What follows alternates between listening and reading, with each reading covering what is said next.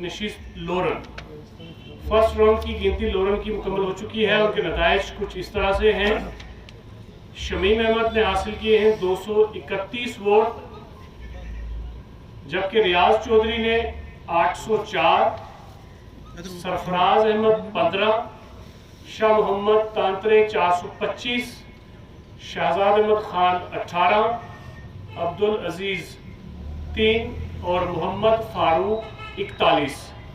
DDC नशिस्त Loran first round की गिनती मुकम्मल होने पे जो नताइज हैं वो इस तरह से हैं।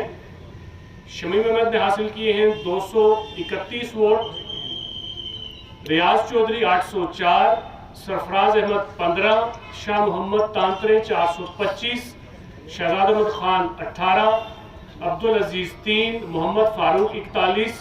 1566 वोट की गिनती जो हुई है अभी तक, उसका जो नतीजा है, जो उसके रिजल्ट्स हैं, वो आपके साथ शेयर किए गए हैं। लोरन डीडीसी नशिस्त।